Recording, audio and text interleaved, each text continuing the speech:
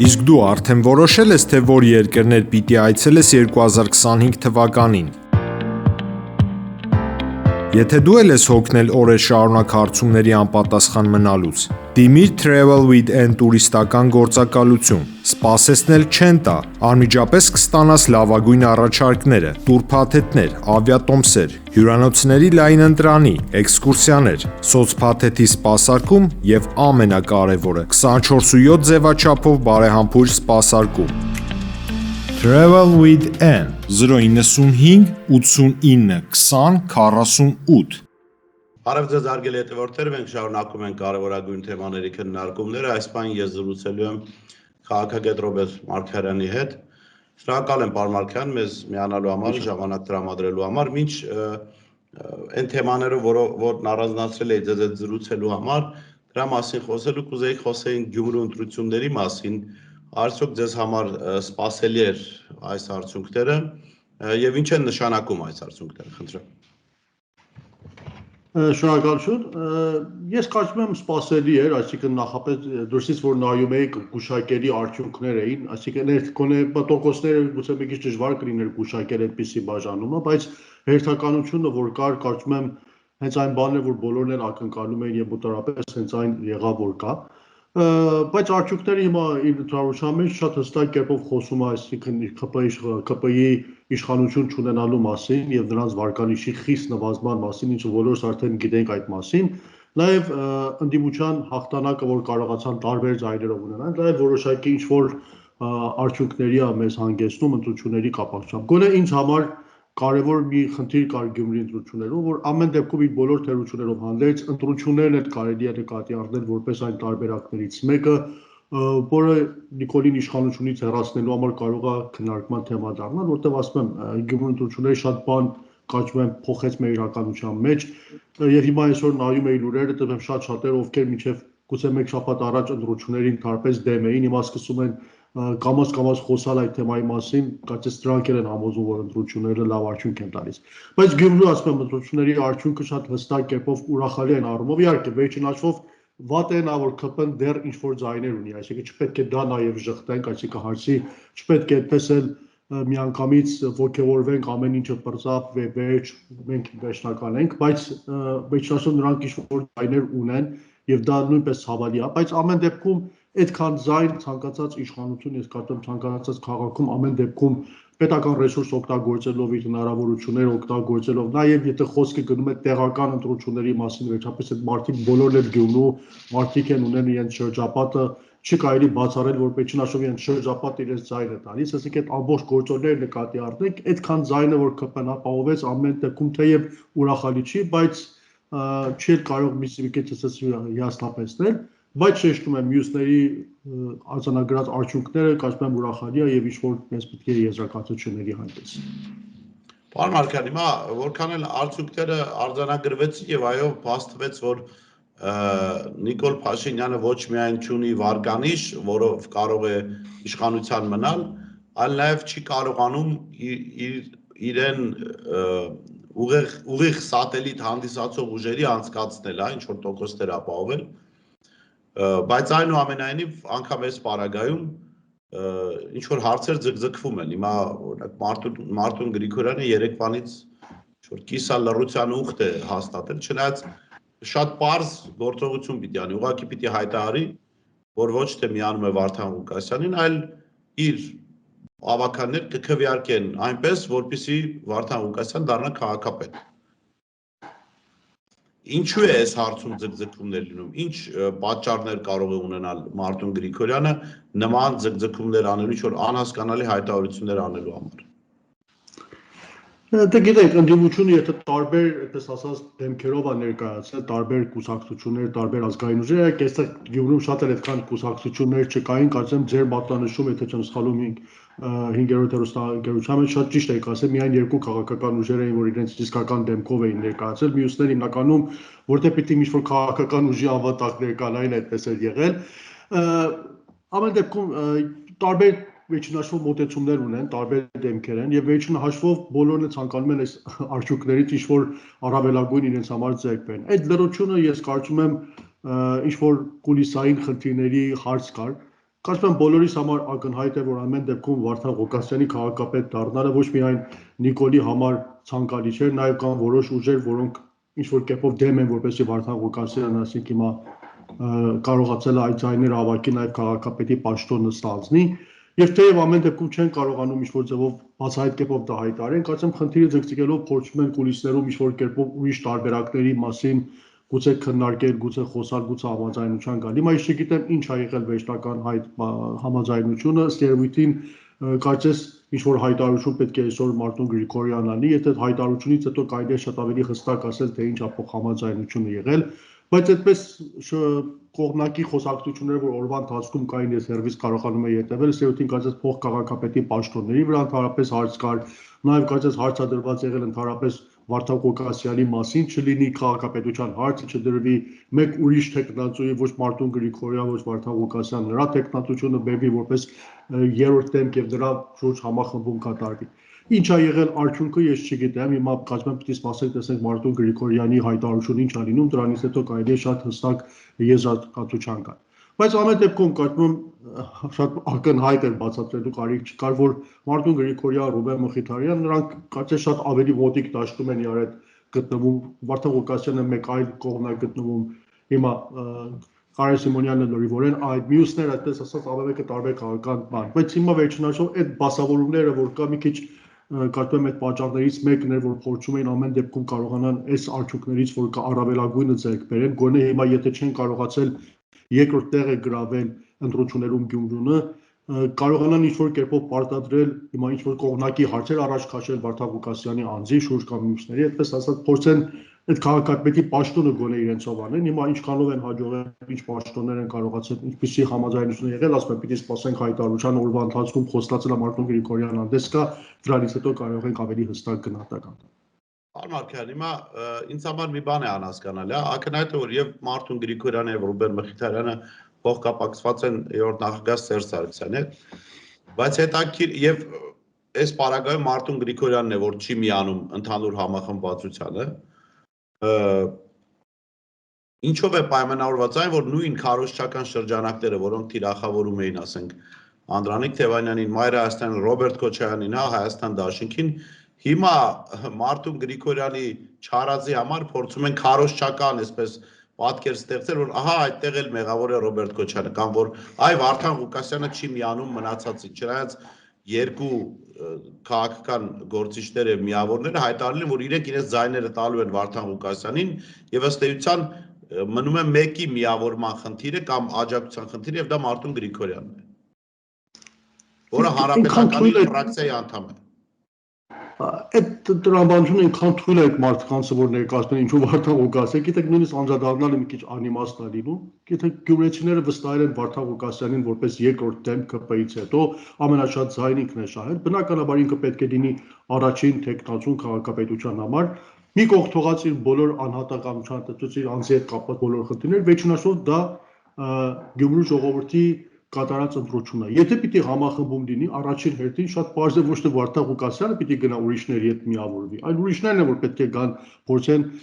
այն ամենաշատ ձայն շահած մարդու շուրջ միավորվեն։ Ամեն դեպքում ժողովրդավարությունը դա է նշանակում, որ անկախ անձի ով լինելուց, եթե ժողովուրդը նրան է ընտրել, մենք պետք է կարողանանք հաշվել ժողովրդի ընտրության հետ։ Օրինակ Միացյալ Նահանգներում այնպես չէ, որ բոլորը, ասենք, Թրամփի անհատականության հետ հաշտեին, խնդիր չունեին, Այնը տարբեր տեսակի դատական հարցերի մեջից էր անցնում, բայց դե ժողովուրդը ընտրում է իրեն, ամբողջ համակարգը հաշտվում այդ երևույթի հետ եւ ժողովրդի ընտրությունն է, ժողովուրդը ցանկացել է այդպես լինի, այդպես է լինում եւ դրանից հետո երկրորդ խոսք չի կարող լինել։ Հիմա Գյումրու դեպքում էլ է դա, ասենք մի քիչ համար զարմանալի է, որ ինչու պիտի Վարդան Ղուկասյանը կամ մյուսները գնան համախմբել մեկի հետ, որ ասենք երրորդ տեղն է գրավել կամ չորրորդ տեղն է զբաղեցրել Գյումրու ժողովրդի ձայների տեսակետից։ Խիստ անտրամաբանական է, դա կարծում եմ շանտաժի, սկզբում էլ գրեցի երեք Facebook-ում, մի տեսակ շանտաժի այդպես ենթարկելու, նախապես քարոզչական դաշտ ստեղծելու, հասարակության մոտ սխալ մտածողություն ստեղծելու, պես ասած հոգեբանական ճնշում գործադրելու ես խնդիր կար, եթե հիշեք, հետևեք այդ խմբի կամ թիմի գլխավորների Facebook-յան հայտարարություններից 3 տեղ ընտրությունները նախանցած օրը ընտրությունները դեռ չավարտված ընթացքի մեջ էին, արդեն իրենց շանտաժները կամ այդպես գրառումներով սկսել էին Facebook-ում այդ հոգեբանական ճնշում գործադրելու գործընթացը, որտեղ իրենց համար այդ կարծես կախանտեսելի էր ինչա լինելու, եւ մի տեսակ այդ չմիավորվելու մեղքը փորձում էին սկզբից բարթել մեկ ուրիշ թիմի վրա, բայց կարծում եմ շատ հստակ էր Մայր Հայաստան դաշինքի հայտարարությունը, առաջինն էր, որ հայտարարեց ինքը հարգում է ժողովրդի տված ձայները եւ միավորվում է Վարդան Ղուկասյանի հետ։ Ռուբեն Մխիթարյանը հիմա չգիտեմ որքան անկեղծ էր այդ հայտարարությամբ, բայց ամեն դեպքում մենք պետք է հիմք ընդունենք իր հայտարարությունը, այս պահին իր հայտարարությամբ հայտարարեց, որ ինքը միանում է Վարդան Ղուկասյանին։ Այստեղ հիմա Մարտուն Գրիգորյանի պարագան, տեսնենք հիմա նրանք ինչպես կդիրքավորվեն։ Կարծում եմ նաև ված չի, այսինքն այս ամբողջ ընթացքը, որ երեկվանից մինչև այսօր տեղի է ունեցել, ես էլ եմ ձեզ երկրորդում ձեր տեսակետին ծանոթ եմ, որ ամեն դեպքում հենց այս ամենն էլ ինչ-որ բաներ մեզ համար պարզում է մեր քաղաքական դաշտում, ցույց է տալիս, որ ով որտեղ է կանգնած, ովքեր են անկեղծորեն պայքարի դաշտում գտնվում, ովքեր են, այսպես ասած, այս պայքարի մեջ ոչ թե հիմնականում Նիկոլին հեռացնելու օրակարգին հետևում, այլ ինչ-որ Նիկոլի հեռացնելու օրակարգի կողքին նաև իրենց շահերն են հետապնդում այդտեղ։ Կարծում եմ հիմա շատ հստակ կերպով ժողովուրդը արդեն տեսնում է թե ինչ է կատարվում, այս մեկ օրվա լռությունը շատ խոսուն էր եւ կարծում եմ իրացակ վատ էլ չէր, որ մի քիչ ձգձգվեց, բայց ամեն դեպքում հիմա կարծում եմ դե սպասենք այսօրվա հայտարարությանը, տեսնենք ինչ է դիտում։ Պարոն Մարկյան, ես Գյումրու ընտրություններով պայմանավորված չհասցրեցի հետևել, հիմա ինձ հետաքրքիր է ուր հասավ ձեր եւ Էդգար Ղազարյանի բանավեճը իմպիչմենտի հարցի շուրջ։ Տեսեք, ես իմ տեսակետները շատ հստակ ասել եմ եւ խոսում եմ բոլոր փաստերով, հիմք ընդունելով Հայաստանի Հանրապետության Սահմանադրությունը եւ բացի Հայաստանի Սահմանադրությունը, որ շատ ավելի կարեւոր է,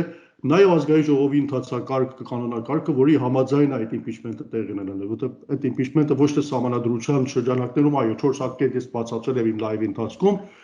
մեկ ժամանակ խոսել եմ այդ թեմայի մասին, բայց ազգային ժողովի կանոնակարգը մոտավորապես 10 կետեր է պարունակում եւ այդ կետերն են, որ ճշտում են իմպիչմենտի գործընթացը։ Ես փաստերով ապացուցել եմ, որ իմպիչմենտի գործընթաց այս սահմանադրությամբ, որ մենք ունենք եւ այս պայմաններով, որ մենք ունենք այս իշխանության դեպքում, գրեթե 0 հնարավորություն ունենք, որ կարող եք իմպիչմենտի ենթարկել Նիկոլ Փաշինյանին, ինքը ունի անսահմանափակ հնարավորություններ ցանկացած փուլում տարբեր ակտերով իմպիչմենտը կանխելու։ Հիմա իրենք շարունակում են իրենց ասածը պնդեն, թող պնդեն, տեսնենք վերջում որտեղ են հանգելու, բայց ամեն դեպքում ես հիմնավորումներով եմ խոսում, իրենք միայն այսպես հռետորական ճառերով են խոսում, բայց ես սկզբից էլ ասել եմ, հիմա էլ հավատացած եմ, որ ես մարդկանց նպատակը մեկն է, քանի որ իրենք գիտեն ընտրություններով, որից ձայն չեն կարողանալու շահել, առաջի օրվանից էլ ասել եմ, եւ քանի որ գիտեն շուտով ընտրություններ լինելու, հիմա արտահայտի հավանականությունը շատ մեծ է, բայց հիմա Գյումրու ընտրությունների արդյունքները կարող է մի քիչ Նիկոլին հետ պահել առայժմ արտահայտից, որտեղ մի քիչ այդպես վստահելի չի ընտրությունների գնալ այս պայմաններում, բայց մեկ է 2026-ին մենք ընտրություններ ունենալու ենք եւ իրենք շատ հստակ գիտեն, վերջին բոլոր ընտրություններում տեսնում ենք իրենց դեմքով չեն ներկայանում, ուրիշ քաղաքական անվան ու անունների տակ են ներկայանում, բայց էլի չեն կարողանում ձայներ շահել, շատ հստակ գիտեն, որ ամեն դեպքում ընտրություն լինելու դեպքում իրենք 0 շանս ունեն կարողանալու նույնիսկ ջեմը երբ նույնիսկ անցնելու եւ ազգային ժողով մտնելու։ Հետևաբար մինչեւ ընտրությունները պիտի փորձեն, հիմա եթե այնտեղ իրենց շանսը 0 է, գոնե իմպիչմենտի միջոցով 50% գուցե շանս ունենան իրենց տեխնացուին պարտադրեն, մտցնեն ախր իրենք լավ գիտեն, որ այո, ժողովրդի մեջ 50% աջակցություն չունեն, բայց ԿՊԱ-ականների մեջ ոնց էլ չլինի, ինչ որ 50%-ի աջակցություն կունեն։ Վերջը մի մասը իրենց թիմակիցներն են եղել, մի մասը իրենց հաճախորդները, մի մասը գործակալները, հա, եւ կարծում եմ իմաստով հատկապես Սերժ Սարգսյանին հարող ուժերին դրա համար ավելի իրատեսական է իմպիչմենտը, որտեվ ԿՊ-ում իրենք ավելի շատ մարդ ունեն, քան ժողովրդի մեջ, կարծեք թե։ Այդ դիտարկումից է կարելի դիտարկել, ընդունում եմ ձեր տեսակետը, բայց վերջնաշով ասում եմ Նիկոլի գործոնը չպետք է մոռանանք, մարդ որ թքած ունի ամբողջ օրենքների վրա, սահմանադրության վրա, բարոյականության վրա, ոչ մի բան չի արգում, նույնիսկ ժողովրդավարությունը հանգիստ ոտնատակ է տալիս, տեսնում ենք ընտրությունների նկատմամբ ինչպես է վերաբերվում։ Պատկերացնել, որ այս մարդը լուր նստելու է եւ թույլ է տալու դուք իրեն սահմանադրության այդ օրենքների շրջանակում տանեք իմպիչմենտ, տանեք այդ 2-4 բացատրել եմ, չխորանամ, ժամանակը ձեր չխլեմ, այդ օրենքի բացերը, որ կան տողատակերը, որ կան օրենքի մեջ դրված, այդ ամբողջ հնարավորություններից չի օգտվելու, խեղճացած նստելու ազգային ժողովի աթոռին, տեսնեք դուք ինչպես եք իր դեմ քվարկում, ես չգիտեմ որևէ պարզամիտ մարդը կարող է հավատալ այս տարբերակին, Հաստատ Նիկոլը ամեն գործ անելու է, որ դա ձախողեցնի եւ ունի անսահմանափակ հնարավորություններ։ Այս մեկ օրինակն եմ մենակ բերել, ասել եմ impeachment-ի համար, եթե մեր ամբողջ 36 պատգամավորներն էլ ընդդիմությանը միանան, մեզ անհրաժեշտ է 18 պատգամավոր առնվազն բերել ԿՊ-ից միացնել մեզ, բայց Նիկոլին անհրաժեշտ է այդ 18-ից միայն մեկին համոզել վերջին պահին հետ վերադարձնել դեպի իրեն, որպեսզի impeachment-ը կարողանա ձախողեցնել։ Ուրեմն տեսնեք ինքը ամեն ձև կարող է կանխի եւ մի հատ մենակ Փովիկ Աղազարյանի տարբերակը միայն նկատի ունեցեք, ասեք այդ մարդու հետ ինչ արեցին, գցեցին ոտնատակ, այլ հերախոսից ինչեր ասես դուրս չեն բերել։ Հիմա պատկերացեք այդ ԿՊ-ական ջահել-ջհուրների հերախոսների մեջից ազգական կյանքից ինչեր ունի Նիկոլի գզոսներում պահած, ցանկացած դեպքում դեմը տալու եւ շանտաժի ենթարկվելով իրենց փորձելով պահել իր թիմի մեջ,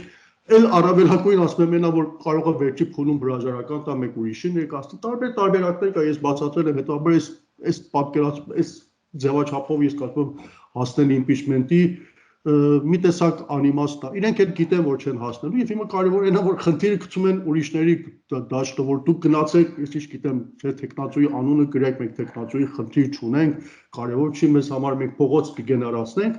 խնդիրը քաղաքական պատասխանատվության հարց է որտեղ եթե ընդդիմությունը գնում է այդ բեռան տակ այդ քաղաքական պատասխանատվությունը վերցնում է վաղն ինքն է պատասխանատվություն կրելու ցախողման համար այդ մարդիկ ովքեր հիմա Facebook-ում գրում են, լայվեր են անում, ես ճիշտ եմ այստեղ այնտեղ նստած գարեջրի սեղանների շուրջ որոշումներ են կայացնում, տարբերակներ են քննարկում, վաղը որ ձախողեց, բոլորը փախնելու են, որից մեկը չի լինելու այդտեղ պատասխանատվակից դուրս չեն կրելու պատասխանատվություն, վերջին հաշվով մնալու է Հայաստան դաշնիկը կամ մյուս ընդդիմությունը, որը այդ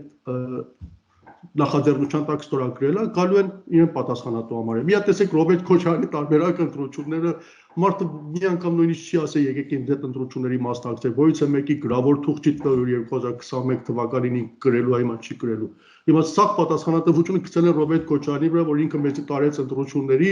մենք պարտվեցինք, միշտ իրենք են այդ ընտրություններին մասնակցել, իրենց ընտրած նախագահ Արմեն Սարգսյանն է եղել, որ գնացել է բոլորին համոզել է հրաժարականի պահանջները հետ են վերցել ընտրությունների գործընթացը սկսել, բայց բոլոր հիմա փախել է ոչ ոք չկա, միայն Ռոբերտ Քոչարյանին են գտել ամեն պատասխանատվություն դնում են իրար։ Այս նախաձեռնության դեպքում էլ էսա լինելու։ Հիմա մեծ խոսում են, վաղը որ չկարողացան փողոց գեներացնել, չկարողացան impeachment-ին թախողես գնացին ազգային ժողով չկարողացան ոչինչ անել, հետո պատասխանատվության տակից խույս են տալու մնալու է, այդպես ասած, ընդդիմությունը ժողովրդի դիմաց, որ պիտի պատասխան տա այս ամեն ինչի համար։ Եվ մի տեսակ այս մարդկանց հետև թաքնվելու խնդիրը կա, գիտեք, ես Facebook-ում գրել եմ եւ այս մասին ուզում եմ նաեւ ձեր եթերից հետ կրկնեմ, հիմնականում քաղաքական պատասխանատվություն կրելու հարց կա, եթե դու մի-ինչ-որ գործընթաց ես սկսում, ինքը Եթե դրա պատասխանատվությունն էլ կրես, չի կարելի ես իշխեմ այսինչին այնինչին առաջ գցել դու իր հետև թաքնվել, հետո փորձես ուրիշի միջոցով քո տարբերակներ իրականացնել, ոչ մի պատասխանատվություն չկրես, վերջում էլ եթե անգամ չհաջողեց, ասես ես չկայի ու դուք եք արել չանեիք այս գործը։ Ամեն դեպքում Հայաստան դաշինքը չի միայն ազգային ժողովում, պատիվ ունեմն էլ կա, թող նախաձեռնողը իրենք լինեն, այս լավ տարբերակներից մեկն է, այդ մարդիկ ամեն դեպքում Հայաստան դաշինքին քննադատում են շարունակաբար տարբեր հարցերում ավելի շատ ընկերներ կարծեմ պատիվ ունեմ դաշինքի մեջ ունեն, այդքան այնտեղ պատիվ ունեմին ասեն իրենց տեխնացուի անունը գրիվեր, ես շատ հստակ եմ այս առաջարկը տվել իրենց եւ կարծում եմ գործող տարբերակ կարող է լինել, պատիվ ունեմը մի հատ թղթվեցնի